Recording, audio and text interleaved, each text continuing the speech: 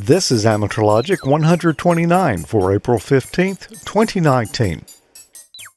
This episode of Amateur Logic is brought to you by MFJ, the world leaders in ham radio accessories at mfjenterprises.com, and by ICOM and the soon-to-be-released new IC9700. You're going to want to keep this rig on your radar.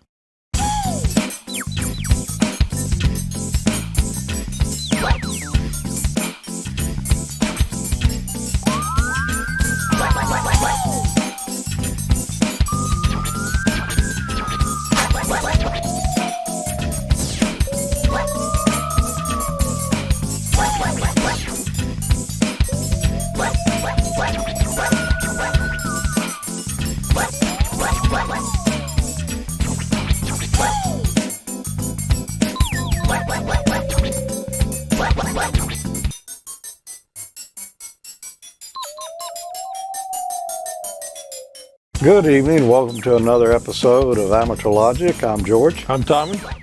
I'm Emil. And it's good to be back for another episode. I tell you, it's about to get springtime here. Yep. The spring thunderstorms are coming through right now. Yeah, here I'm pretty good out there. Well, we've got some interesting things lined up tonight. That's good. Yeah, I don't have anything to say about that, but I'll agree that's good. That's good. Emil, what's been going on down south there?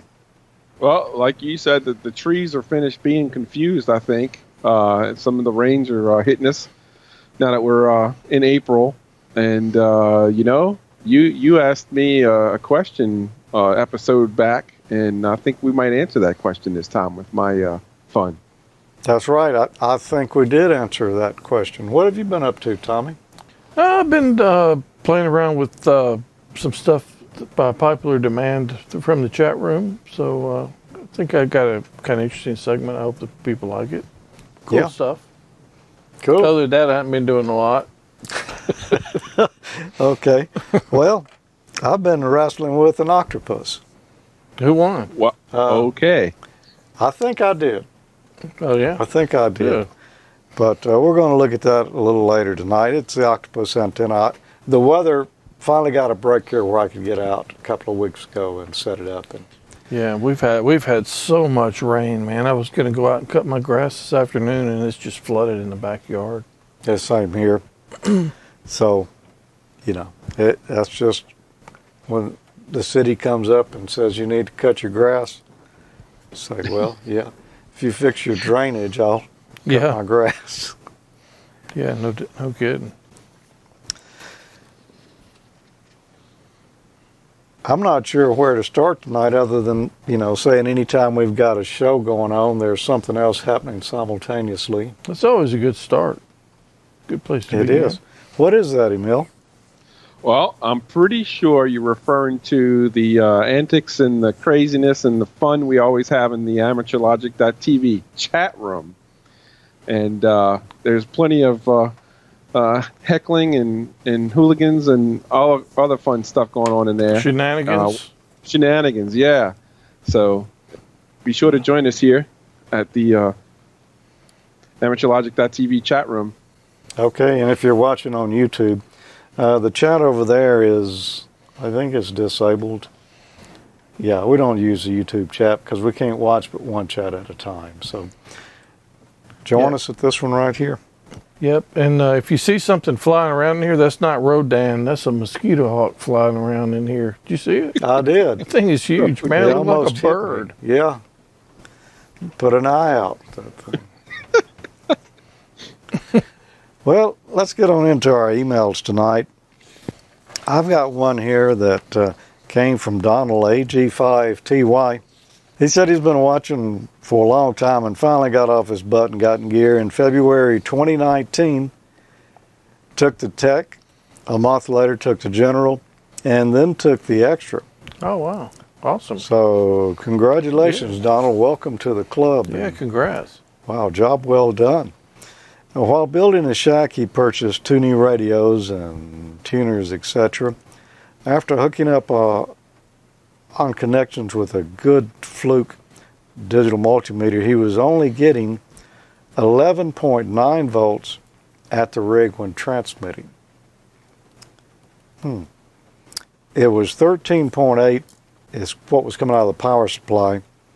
You subtract 11.9 from that, he had a 1.9 IR loss in the cables. Wow, so that's, he decided to stay with the factory length of cables. He didn't cut the cable back. He just used what came in the box. He was dropping almost a volt across each pole. He ordered the correct Molex connectors and made a new power cable from 10 gauge wire, and now it only drops 20 millivolts, and he gets a full 100 watts output. Excellent. Also, the power on CW went from 82 watts to a full 100 watts. Probably cleaned up his signal as well. I also did the same in my mobile with similar results, less noise, more output. That is That's a good lesson there. That's a good lesson, Donald. And, you know, it might not hurt to go back to our rigs and see what voltage is actually getting all the way to the rig when you put it under load. Yeah, that's a lot of wire that typically comes with one. Well, that, and I have seen the fuse holders warm up when you put it under a good load. If the connection's a little bit loose in there, it will warm up a little, and there's a little loss, you know, anything that's in line with your power there. So a good idea to check that and see what's going on. If you check your rig and you see you're not quite getting the output that you should be, especially, could be what's going on right there. Yep, definitely. So thanks for that tip, Donald. Yeah, it's a great email. Email, you've got a power-related tip as well, I think. You know, speaking of seeing your power and voltage, you know, a while back, Glenn Strecker, KG5CEN, and I did some winter field day work in the field, and we ran across some issues with an inverter that I brought with me, not being able to run a particular piece of equipment. And I was just so happened to be at the Rainham Fest and found the vendor sitting, you know, right next to us, Be Ready Solar, and they were selling pure sine wave inverters. So I went ahead and picked up one of them from them, and I wanted to see what the differences were. And wow, you can kind of see there in that bottom left picture there, the AC that's coming out of those inverters, as well as the frequency and the voltage, was quite a little bit different than what was, you know, coming out of the pure sine wave inverter, as far as, you know, quality goes. And you know, that's all the difference right there. And that's why I just love posting that little thing there on our Facebook page to show the differences. And like you said, it's good to see what's coming out and know what kind of impact that might have on your equipment. I'm pretty sure that's a Hattiesburg company. I think it is. I think it's Hattiesburg, Mississippi. Yeah, they're good guys. I've met those at some of the Hamfests in the past. Yeah. Yeah, our AmateurLogic.TV table that me and Glenn were manning was right next to there, so I started asking questions. So I'm going to call you out, Emil. That fluke scope meter there, is that cheap old man compliant? That is not cheap old man compliant, George. I'll be the first to admit it. Oh, busted. No, I'm not busted. I'm not busted. I borrowed it from my brother-in-law. Oh, borrowed it. There you go. Okay. So I'm safe. Well, we can't prove otherwise. Yeah. Borrowing is fine. Even if it's expensive gear, that's still should be, that's a cheap old man maneuver, right? Exactly. I did the right thing. A maneuver, yeah, that's a good term. Well, That's awesome. Tommy, what are you going to show us tonight? Well, it's been a lot of people asking if I was going to do something on that Peanut app that David PA7LIM wrote. So anyway, here it is. David, PA7LIM, that wrote the Blue DV software that we showed a few months ago, also has another app out called Peanut. I'm not sure where the name Peanut, but at any rate, it's a digital voice application. It's a great primer if you want to try digital voice. It's also got some ties into some of the D-Star reflectors and so forth, so you could actually go out over the air without having to have some type of a dongle with the MB3000 chip on it.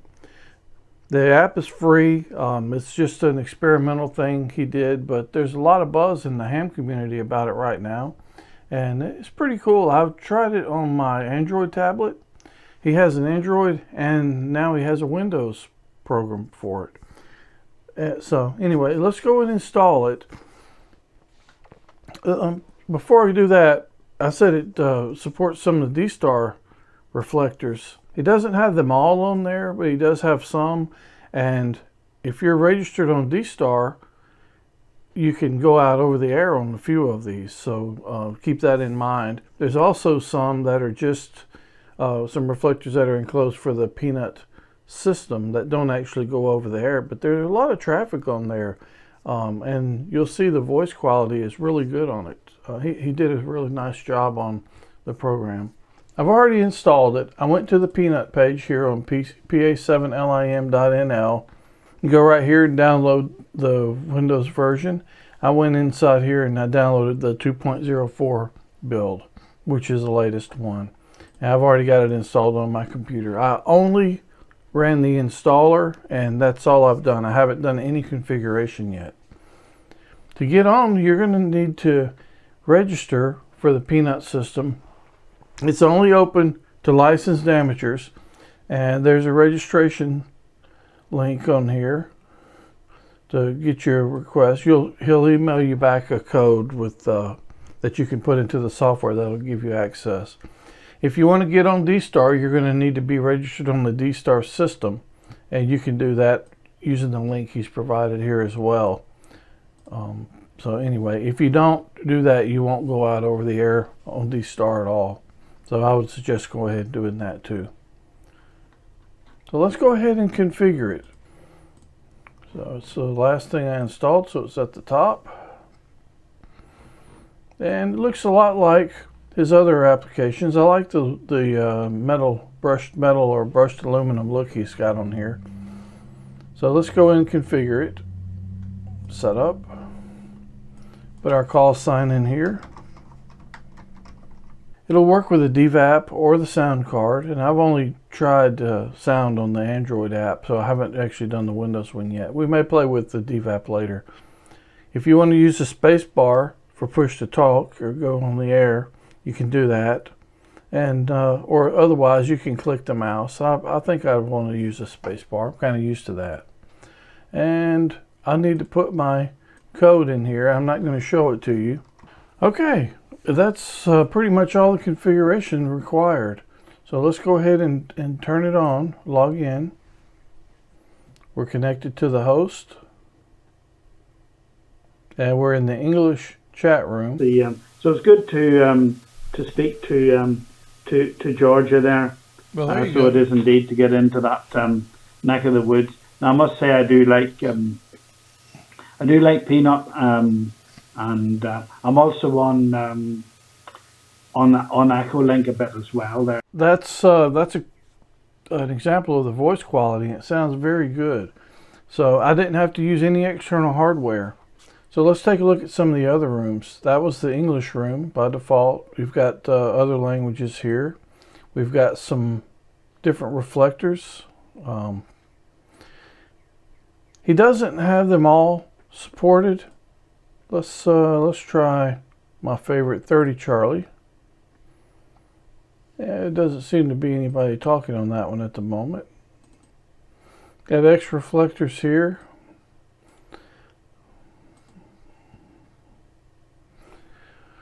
Unlike D-Star, if you link to a reflector, you have to disconnect and then link to another one. Here, you don't really have to do that. You can just change the rooms and it'll do it for you. There's no Mac or iOS version for Peanut. He says Apple doesn't allow experimental software, so they kind of keep their system sort of closed. But if you go to this link, peanut.pa7lim.nl, you'll see the dashboard, and you can see that I was on there. There are quite a number of people that are on. 169 users at the moment. So let's jump back over here and let's see if we can extra 334B. There's Johnny.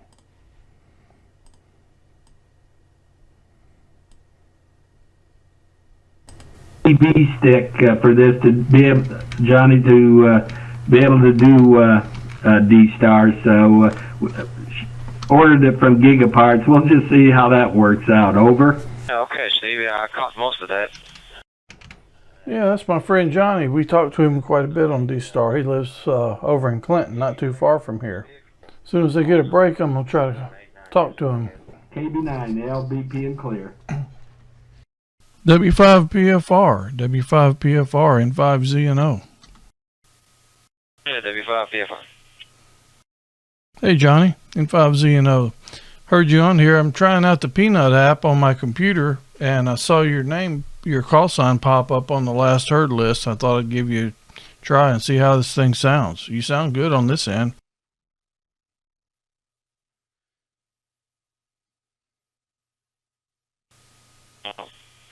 I'm going through my little hotspot here at the shop. You doing good? Hi, QSL. I heard you say you need to get back to work. I was just going to try it out. I was kind of demoing it and just needed to make a quick contact on it. Appreciate it, man. I'll talk to you a little bit later on today. 73 and 5ZNO. I'm not sure what's going on with 380, but I'll figure it out. Probably have to go over there this weekend, swap some things around. 4.0 is down, so everything is going down. Anyway, we'll get them all fixed up. Good to hear you, Thomas. We'll talk to you later. W5PFR truck. It was a lot of fun. No extra hardware needed, and you can get on, try out D-Star and digital voice to kind of get your feet wet. Give it a try. I think you'll have a good time with it. 73. So did you put that on your phone too? I've had it on, I didn't put it on my phone. I had it on my Android tablet also, or I do have it on my Android tablet. Cool. I'll probably put it on my phone too. Interesting. Email? I was trying to think. Well, the price is right. Okay, that's what I was looking for. I was trying to figure out what was the meter measuring? Was that like packet loss or was it audio? I think it's supposed to be audio, but it's like, I don't know if it's real Okay. accurate. But anyway, it's basically showing the audio levels, I'm sure. Okay. Yeah, also the Johnny, Johnny's been on the show before. We've interviewed him at the Hamfest and stuff. That wasn't set up. I just happened to see him.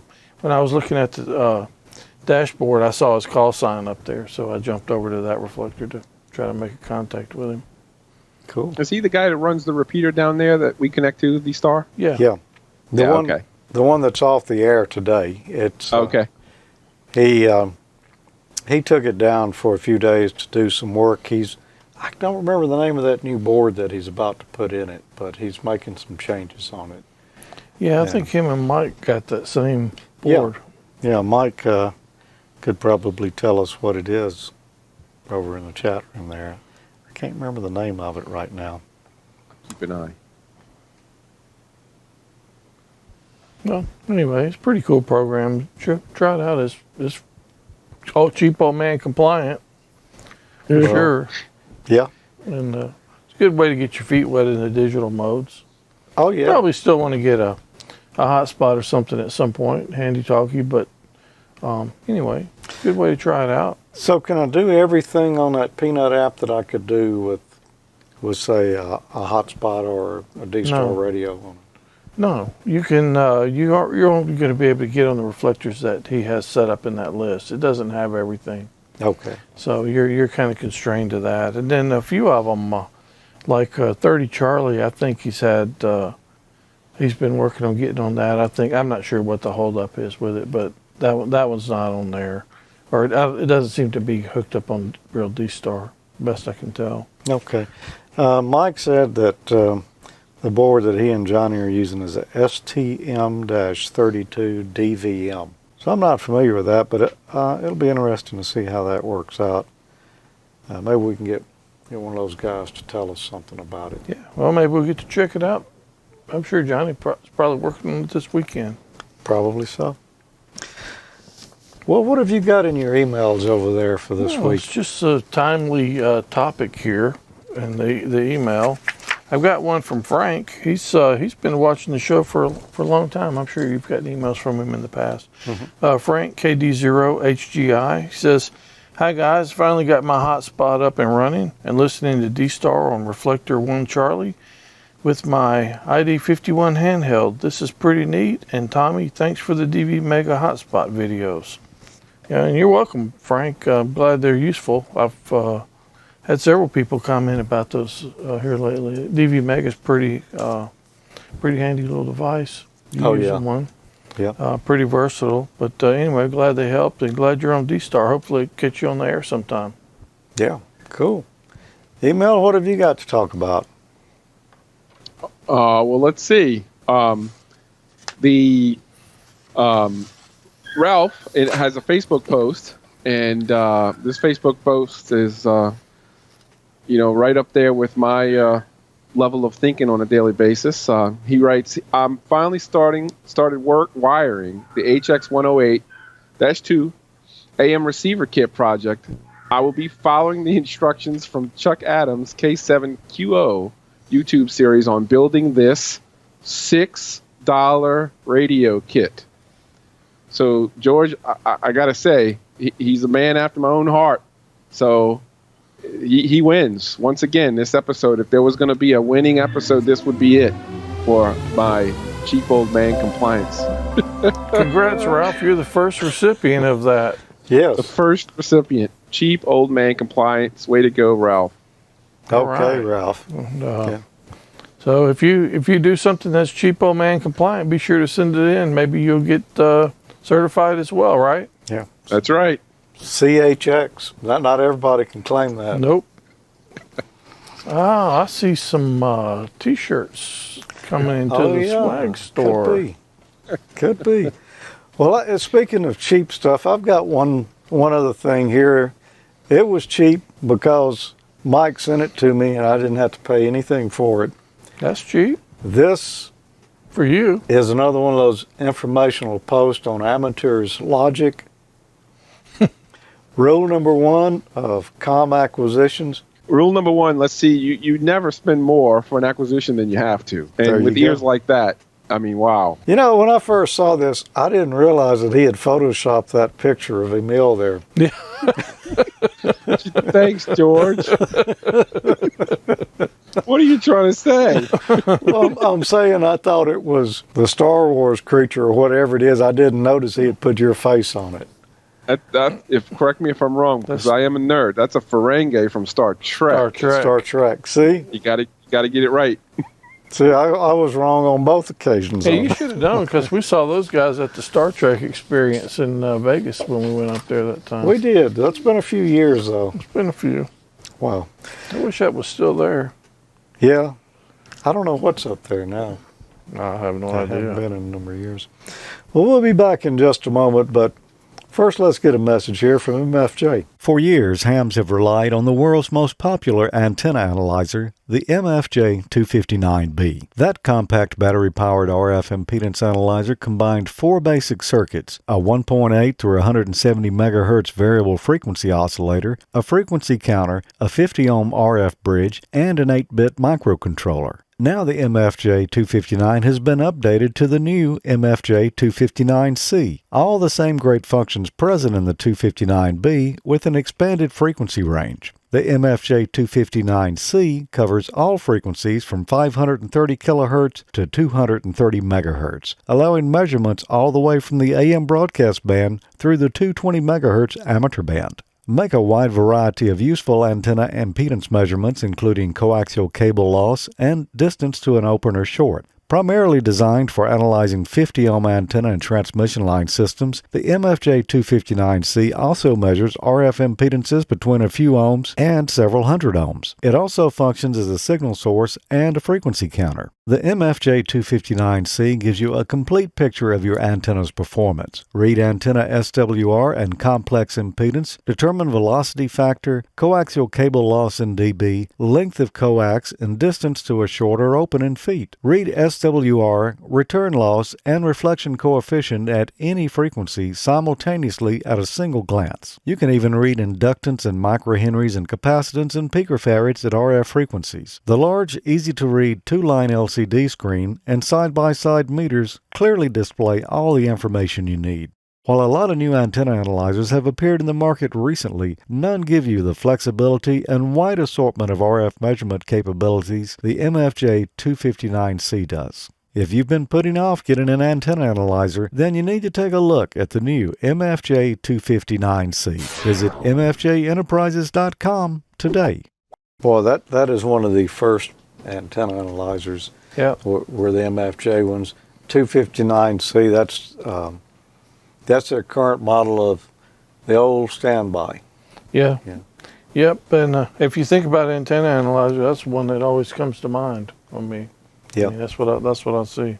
And I've got one of these, and I'm not afraid to use it. I know it looks like a zombie killing device, but It does. that's not what it is at all. This is going to be one of our field day antennas this year. Cool. It's the MFJ Octopus Antenna mount. You use it with ham sticks. I got an opportunity finally to put the thing up and do some tuning and adjusting on it. Oh, cool. And yeah. You released the Kraken? I released the Kraken. This month we're going to look at the Octopus Antenna, and I'm going to show you a few tips that'll help you in setting it up. It's perfect for portable operation. You know, it's similar to a buddy pole antenna, except the Octopus is actually 4 dipole antennas. 2 ham sticks make up each band, and you can choose whatever 4 bands you want. I chose 75, 40, 20, and 10 meters, and I put a little colored heat shrink tubing on each pair to help me identify them a little quicker. We began by installing all of the whips as long as possible. This should put us resonant somewhere right below the target band. And we need to adjust them so that they're both the same length on each band. Then install all of the whips into the Octopus antenna mount, making sure that whips on close-by frequencies are not next to each other to reduce the chance of interaction. It's going to be easiest to tune this antenna with an antenna analyzer. That'll save you a lot of time. You should install all the ham sticks before tuning, and then you're going to tune each band individually, beginning with the lowest band. As we tune each band, we want to make sure that the elements on that band remain the same length with each other. A couple of notes before we go on. Shortening the antenna will cause a dip in SWR to increase in frequency. So lengthening the antennas will drop the frequency. Height above ground will have some effect. When you raise the antenna, the frequency that the VSWR dip occurs at may shift upward. This has the biggest effect on frequencies 14 MHz and below. Like half-wave dipole antennas, the hamstick dipoles are somewhat directional. The radiation pattern is broadside, with nulls on either end. So when you install the antenna, you might consider which bands are pointing in which directions. Of course, you can always rotate it to change the pattern. Being shorter antennas, hamstick antennas are somewhat bandwidth limited. This is a bigger effect on 40 and 80 meters. You'll notice that the dips in VSWR are narrow compared to the higher frequency bands, where the hamstick may cover most of the band. Consider that and choose the range in each band that you prefer. A tuner is very handy when using this type of antenna. As I mentioned earlier, you'll probably want to use an antenna analyzer if you've got one to adjust this. My preferred antenna analyzer for this, anyway, is the MFJ225. Because of that nice graphics display that shows you the VSWR plot there, and it's constantly updating that display. You don't have to push a button to get a new reading each time. That makes it pretty nice to see where your pass band is, or, where the dip in VSWR is. Now, that's an important thing to know, particularly when you're tuning for a particular part of the band. Let's look at a couple of dips here on some plots. The plot on the left shows you a good sharp dip. That's what you'd want to see when adjusting these. The one on the right, although it's got a broader bandwidth there, you can see the VSWR doesn't dip nearly as much. So you're looking for the one on the left. Now, if for some reason, and these ham sticks can all be tuned slightly different, if you've got them both adjusted for the same length, you should see the one on the left. If by some chance you don't, then try adjusting one of the ham sticks a little bit and see what happens. See if it improves that pattern or gives you a sharper and deeper null. I raised the antenna up to the height that I plan to operate it, which is around 30 feet. Starting with the 80 meter band here on the analyzer, we see that with the arms extended all the way 3.695, I would really like to have it a little higher than that, up around 3.8 megahertz or 3800. Got a ways to go. That's giving me an SWR of 9.99 to 1 there.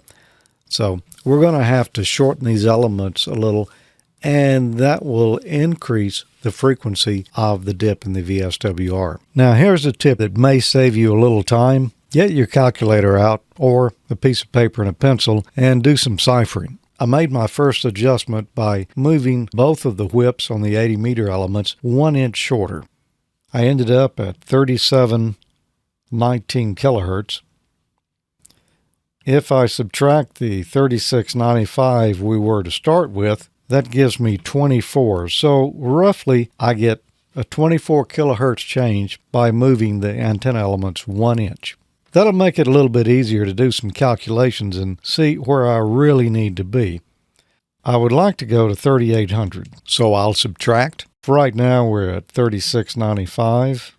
Tells me 105. If I divide that by the 24, that says I need to go 4.375 inches. Well, let's just do a check first. Let's move the elements in a total of 3 inches. So I'm going to move them in 2 more inches and see what happens. Now, I thought about it for a few moments, and the best way I could come up with to make sure I did both elements the same amount was to take a ruler and a piece of tape, mark the amount that I wanted to change, hold it up, and leave the piece of tape on the element. Then I'd make my adjustment on this element, and then move to the opposite side and do the same thing. When I shortened both elements by 3 inches, it moved the dip up to 3.764. Before I did anything else, I thought I'd do a little experiment, lower the antenna back down to about 12 feet off the ground, and see if it had any effect. And you can see that it did drop the frequency back down. So height does have an effect here for sure on 80 meters. Going for the full 5 inches I calculated, I subtracted 2 more inches and I'm at 3808. That's right about where I wanted to be. The 40 meter band proved to be a little more of a challenge. With the antennas lowered down to 12 feet off the ground, I measured 6857 with the 40 meter whips all the way extended. I shortened them by 4 inches each, and that moved me up to 7057. I did another adjustment. I shortened them by 2 more inches. That got me to 7159. And a little bit more got me to 7170. About 9/16 of an inch more got me to 7190. And then I raised the antenna back in the air, and it put me right at 7200. And that's where I wanted to be. The dip on 40 meters wasn't as deep as I would like to see, so I'll probably go back and adjust just one of the elements a little bit and see if I can improve that some. I used my same method of calculating to determine how far I should move each time. While I was at it, I thought, maybe I'll go take a look at 80 meters now and see if adjusting the 40 meter band had any effect on it. I did, and no, I can't see that it had any effect on it at all. So that's good. I used my same method on the 20-meter band. I managed to get a good, nice dip there at 14,193. The only band left now was 10 meters. Using the same procedure, I managed to get it at 29,030, which is just about where I wanted it. Overall, I would say you can do this. If you use the tips that I showed you there, you will save yourself a lot of time. Start with the antenna down low. Make your adjustments on each band, one at a time, to a little lower frequency than you really want. Then raise your antenna up and see where you are. Now I'm looking forward to getting on the air with the Octopus and making a few contacts. Well, that's pretty cool. That's a pretty neat idea, actually. It It's is. sort of like a buddy pole on steroids almost, or four Yeah. buddy poles. Like 4 pair. Yeah, that's pretty cool. Curious to see how it works. I am too. You know, I really didn't get on the air with it. I spent all weekend tuning it and raising it up and down and doing all that. I shot those different clips over a 2-day period. You can tell the video's getting kind of dark there when I was showing the antenna analyzer some. But I wanted to do it and see really what effect it would have as you try different tunings on it. And I was real pleased with the way everything tuned, with the exception of 40 meters, and I've got to go back and do a little more work on it. I think I can do better on it. Yeah, that's pretty neat. Pretty neat idea. Yeah, very neat. Nice compact antenna and quick to set up for field day too. Quick is good. Quick is good. And I noticed, I've forgotten who it was now. Was it John over in the chat room? Yeah, said that you can use those quick disconnects that are 3H24 for the antennas there, and you could really put it up quick. Of course, you know, for field day or something, you can just hand tighten them, and it doesn't take long. Yeah. So I noticed the USB port on the analyzer. Is that so you can take data out of there, George? You can, and I haven't used that in a long time, so I don't remember exactly what functionality you got. If you can do real-time measurements with that, or if it's photos that you take. I think it's... I think it makes like a, I can't remember. I think it makes an Excel plot. Yeah, I just don't remember right now. It's been so long since I used that function. But I really like, you know, seeing that plot so I can see my VSWR exactly where it falls in the band and move it up and down. Now, if you're doing this with, say, a 259 analyzer, I'd recommend using a piece of graph paper. That's the way we used to do it old school. Take a piece of graph paper, take your measurements, plot it out yourself, and look at it. And, you know, that just gives you a better idea in your head. Because I don't know about you, but I just can't memorize a bunch of numbers and then plot it very easy. You can't do that in your head? Not anymore. No. Must be getting old. Could be. So I'd say take a look at those antennas. It's a pretty neat idea, and I think it's going to perform pretty well. Yeah, it should. Yep. We'll find out. So what's on your next email agenda over there, Well, Tommy? I do happen to have one more. This is from Mike Baxter. You know who that is? Mike Baxter. Yeah, on Last Man Standing, Tim Allen's character. Mike Baxter's a member of the Facebook group. He says, Last Man Standing is completed shooting season 7. The show continues to air Fridays at 8 p.m. 7 Central on Fox. KA6LMS is QRT until next season. We made 3 new hams this year and 1,140 contacts. That's a lot of contacts. Anyway, they made 119 on 20 meters single side band, 583 on 40 meters, 108 CW, 192 D-Star, 93 DMR, and 45 FT8 contacts. Thanks to all the club members and guest operators and the stations who contacted us to make this possible. If you contacted us and want our QSL card, you're running out of time, so send a self-addressed stamp envelope with your contact information. And last man standing office will close soon. Requests sent after the office closes are usually lost in the studio mail system. So if you want to get your card and you made a contact, you may want to do it soon. Yeah, that's, I tried listening on several of the times they were on the air, and right here You never got on? I never got on. What? I could barely hear them, but there was such a pileup, I knew they Yeah, They I wouldn't got on really. D-Star. I think I was in Dallas when they had one of the D-Star events to get on there. Yeah. I never was home for HF though, so wasn't able to even try that one. Yeah. I did, but just didn't have any good propagation from But that's a great show, man. I still watch the reruns even still. Yeah. So I'm hoping to go next year and be one of the guest operators there on the set. We'll try. You mean after you get through with your appearance? Yeah. You're going to be a lumberjack, right? Yeah.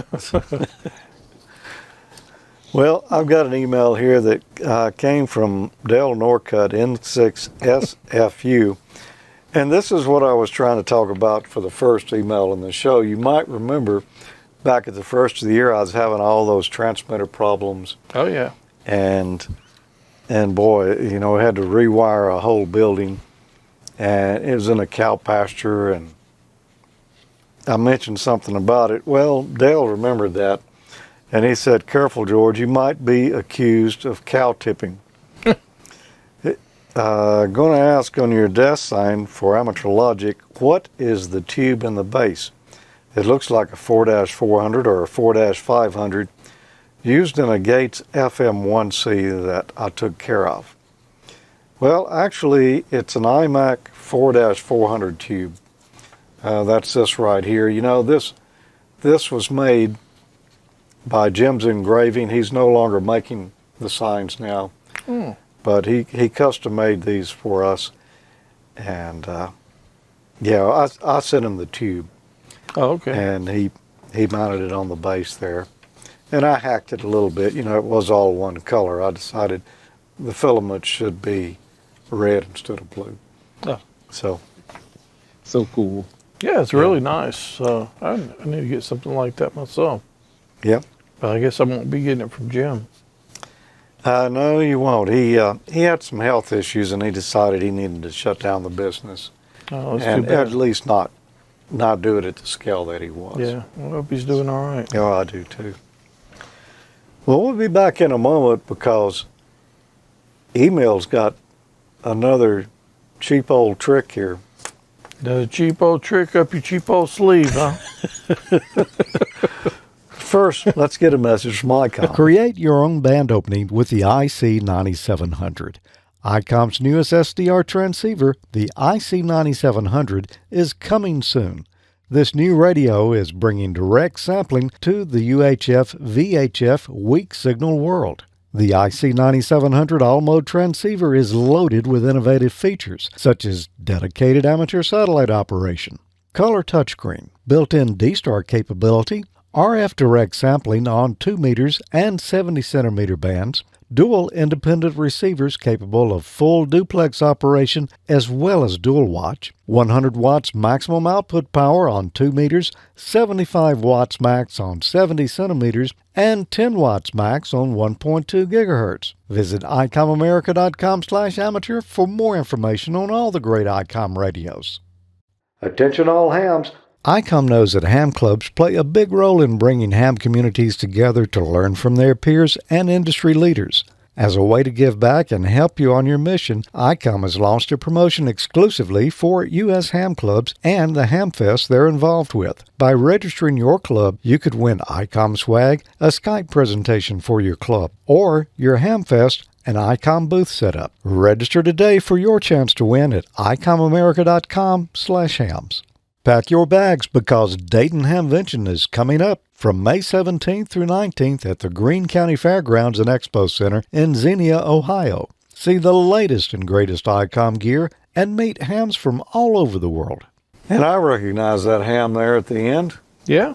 That was our buddy Ray. Yep. Oh, Ray. Rockin' Ray. Rockin' Ray is going to be here in 2 weeks. I think it's in 2 weeks. I know it's 10 days. Yeah. Cool. He's bringing the new 9700 with him, Yeah, I'm looking forward to seeing that. and Should we're be going fun. to do a We got- video on that. And like we do on all their new radios, I'm looking forward to this one and boy, seeing what a high performance Oh yeah, I look forward to all of them. It's UHF. nice to see the new toys. it is. And I don't know, we're going to have to come up with a better plan because so far he's managed to get out of here with those radios. Yeah, the crime scene tape didn't work. No, I don't know. We're gonna have something better. yeah, I think so. I don't know if we're going to live stream that or not, or if we're just going to record it. We'll let you know though.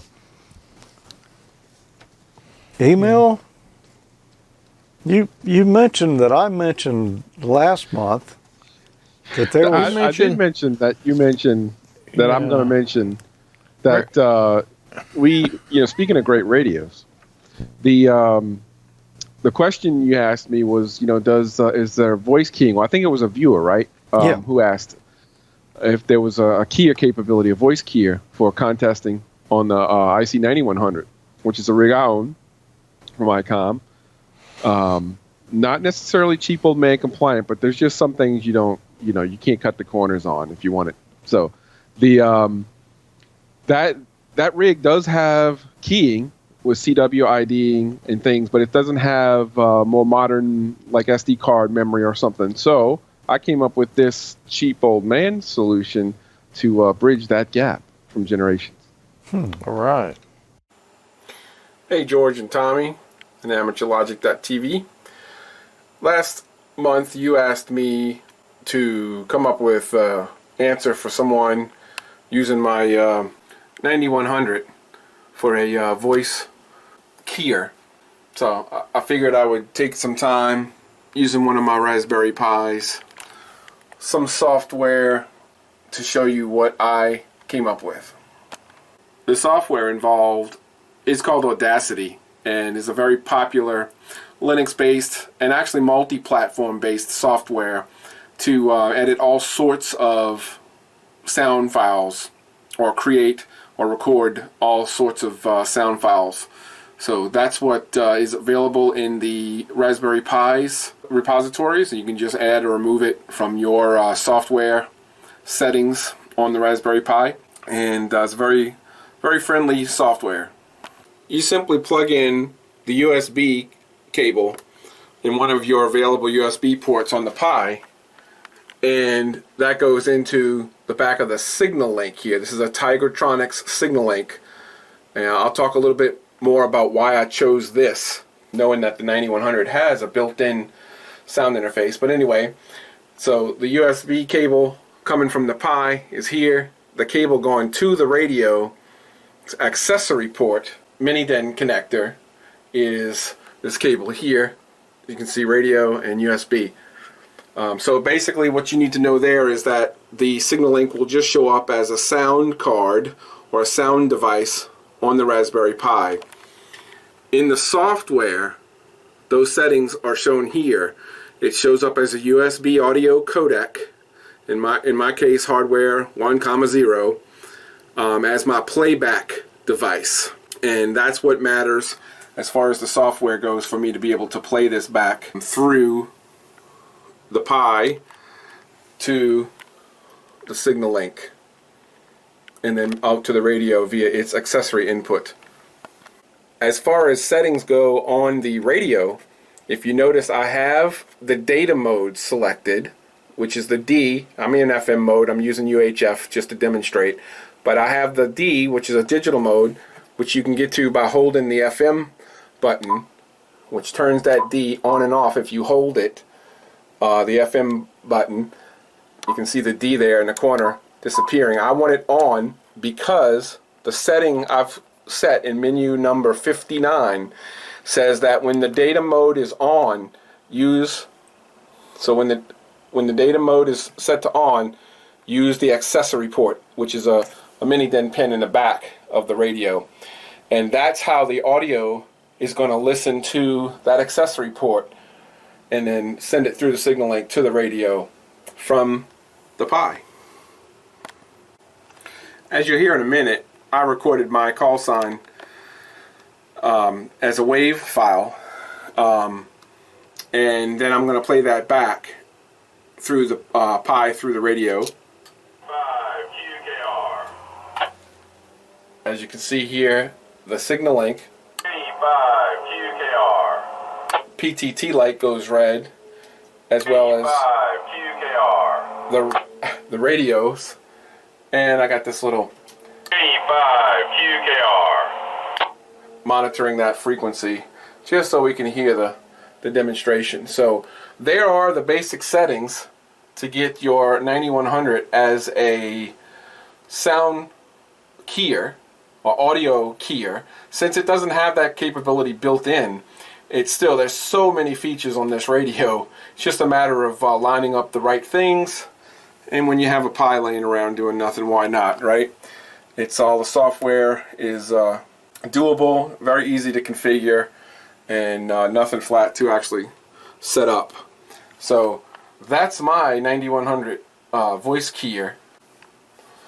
So as I said before, the reason I used the accessory port versus the USB port built in to the ICOM 9100 is because I can switch easily between these two modes of operation. What modes, you might ask? Well, the one where I'm in the digital mode, like I discussed earlier, the little D there in the FM mode by holding the FM button, and I can turn it off easily by holding it.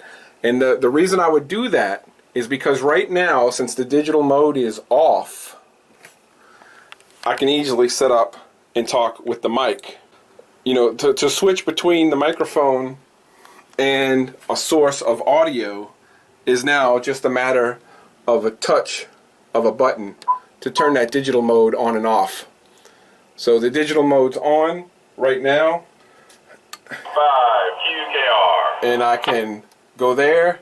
The digital mode is off. And now I can talk into the microphone. K5QKR. Just as a matter of switching between those two instantly.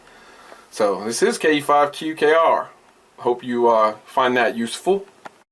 I think we'll find that useful. Oh yeah, that's pretty cool. It's a good idea.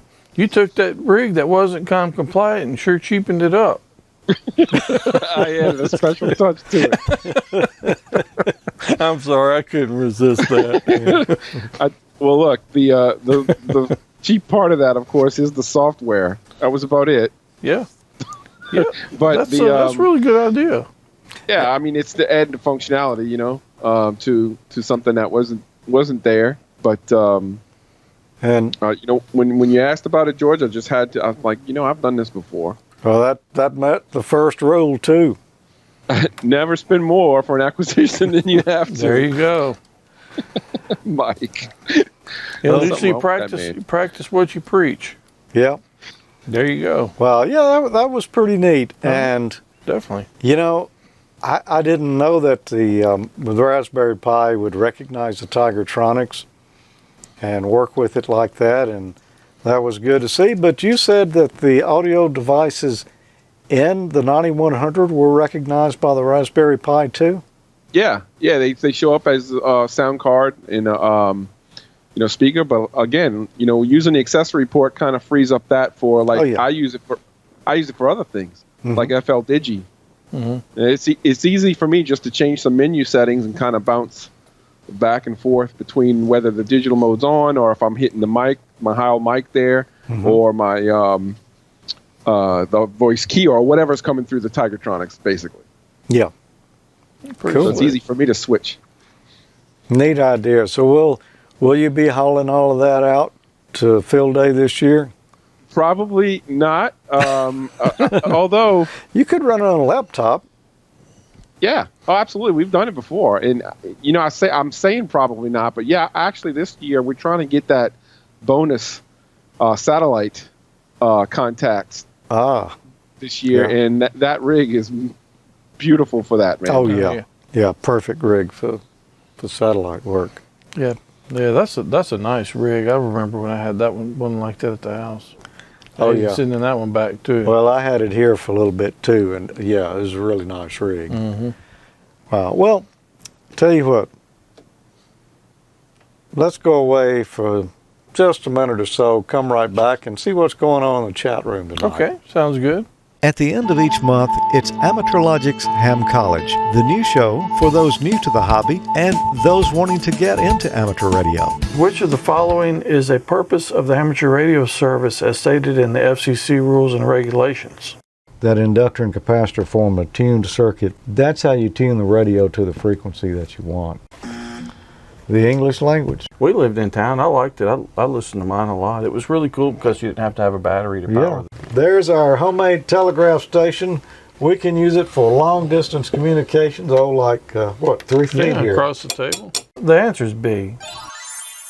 Voltage was named after Italian physicist Alessandro Volta. We can see we're generating a little bit of electricity there. It's DC. It's always great to go back and get a refresher. It sure is. A lot of that stuff, if you've been a ham for a while like we have, you don't really think about a lot of that stuff that often. They didn't have electric screwdrivers in those days, so that's why we're not using ones. That's why we went primitive with it. Yeah. So let's see if we can hear anything when we fire off our spark gap transmitter. Oh yeah. Well, we didn't build anything or blow up anything today, but the night's still young. We still got burn marks on the table from the spark gap transmitter. I've still got that spark gap right up there. We're going to pull it out. Don't get that thing back out, man. Oh yeah, we're going to hack that and build a nuclear reactor or something out of it one day. I missed the what was it? The desktop propagation episode. Oh yes, from here to there. Yes. Not the length of the table, yeah. Google Plus's communities have gone away now, and Just don't seem right. just don't seem right. But if you try to go there, it's not there It's now. definitely right. Yep. And we appreciate all the friends that we made over there, and the people who were regulars and did a lot of posting and all. Yep. We've seen something by one of them earlier tonight. Ralph, he's over in the Facebook group now as well. Well, I say as well. That is not as well because Google Plus is gone. So Yeah, but he didn't ditch us. He came joined us over there. right, we met. Is that where we met Mike? E3MIC. Did we meet you there, Mike? I think we met you before Google Plus. Well, it seems like we've known him forever and ever. Yeah, it does. But one guy I know that's where we met is K2BAG, John Baggett. Yep. Because- He's in Dallas this week. He is. Yeah. I was just chatting with him a few minutes ago on Twitter. And he's always been the one who has the hat that travels with him. Yep. And I have here what is it's a sad moment, Emil, I know. It's the last post of the travels of the hat on the AmateurLogic Google Plus community. Darth Hat. Yeah, what is it? May the Swartz be with you. No? That's the real one. I can't remember the caption he had on this, and I can't go look it up now because Google Plus is wrong, but it's something about the dark side. Yep. The hat definitely went to the dark side there. Well, the hat is still on the move. I do know that because he said the hat's in Dallas with him. Well, I hope he'll send us some photos of the hat's future adventures, because we like seeing where the hat's been. By the way, guess where I'm going? If you wanted a hat, You can get one easily.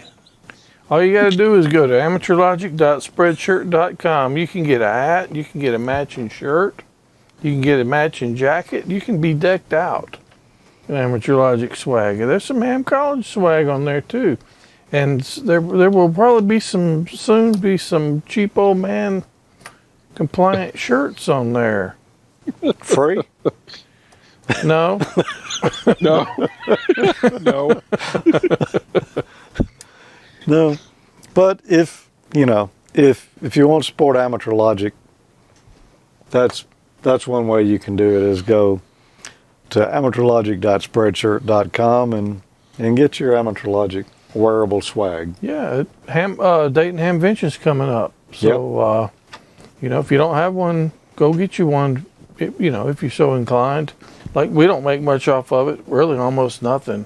Yeah. But it's there because a lot of people ask for it. But it's real nice to go to the Hamfest and see people wearing, representing, wearing the colors around. This one I'm wearing here was not one of the official Amateur Logic. No, it's not. swag One of the store viewers sent that to us, and I've got the artwork, but for some reason I cannot get that artwork to work in the Spreadshirt shop. Huh. It part of it will print, part of it won't. I've done it every way I can think of, so I may have to try to recreate it from scratch. Take a picture. And Yeah. I was looking at the head. I'm trying to see if any of those parts are shorted. it doesn't look like they're connected. They're not connected. It's just Okay, random parts so floating open around in the head there. It's open. It's all open. Well, why don't we visit with the chat room a few minutes before we get out of here? Okay. Yeah. And say we did. Well, I haven't been watching because it's kind of difficult to keep one eye there and one down here on the screen. But it would look good, funny, but yeah, you could do that. I could do my best Marty Feldman. Yeah, Marty Feldman or what was the other guy's name? If you get that spark gap transmitter out and touch the wrong thing on it, you may end up looking like Marty Feldman. Oh, Mike. Charge capacitor. Mike says that yes, the Three Amigos was his first Photoshop on G+, and that's how it all started. I remember the Three Amigos I picture. thought it was Google Plus. Yeah. I watched the Three Amigos not long ago. That's a classic. Yeah, that is one of the classics. Yeah. Yeah, we'll have to pull some of those. I did the archive thing. I think he did too. Yeah, I did it too. Dave KB0OWD says if he could climb a 300-foot water tower, he'd get an ALTV hat and put it on it. Dave would be satisfied if you just climbed a 100-foot one and put it up there. There you go. Yeah. I'm not sure we could see it at 300 feet. No. You guys familiar with the National Hurricane Center in Miami? Yeah. They have a conference, the annual conference, and this year it is in New Orleans. Oh, and it's on the 23rd. At least the ham ones, which is totally cheap old man compliant because there's no charge and it's all day long at the Hilton Riverside Hotel. And it's basically from 10 in the morning to 5 at night, and it's all forums that are hurricane and amateur radio related. And that's 23rd of April? Yeah. Oh, well, I'll be in Connecticut. That would be pretty cool. Yeah. We could probably get some good segments from that too.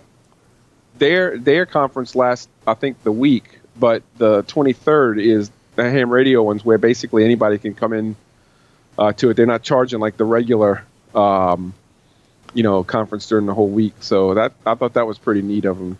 And we always have a pretty good rapport.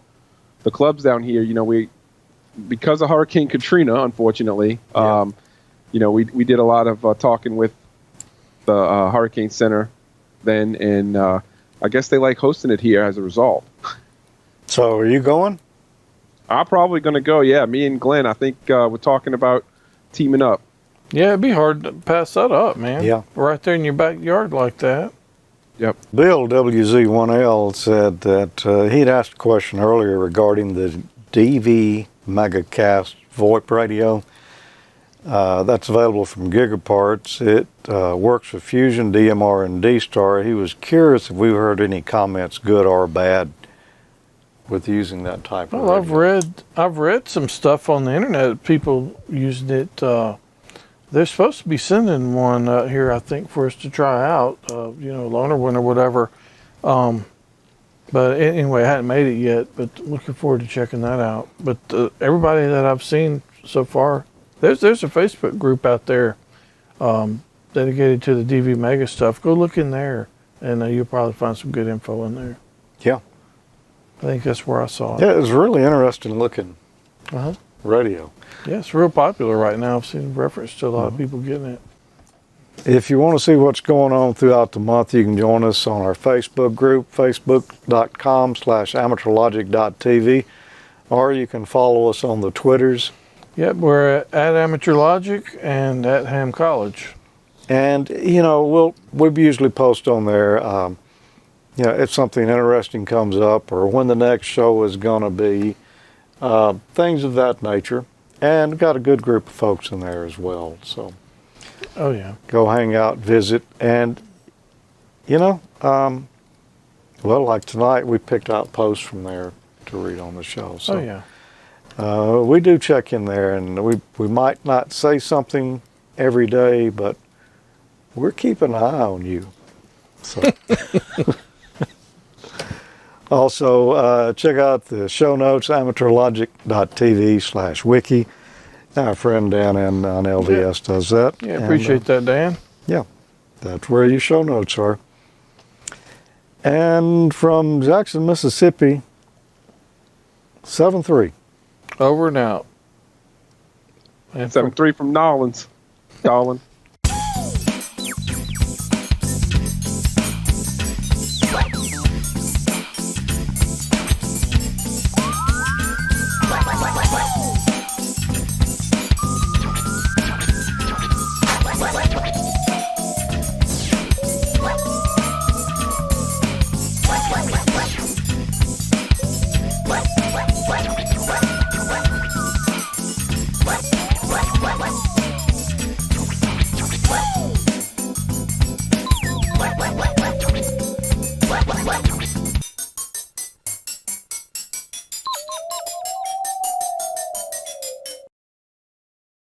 I've got one here that came from Donald AG5TY.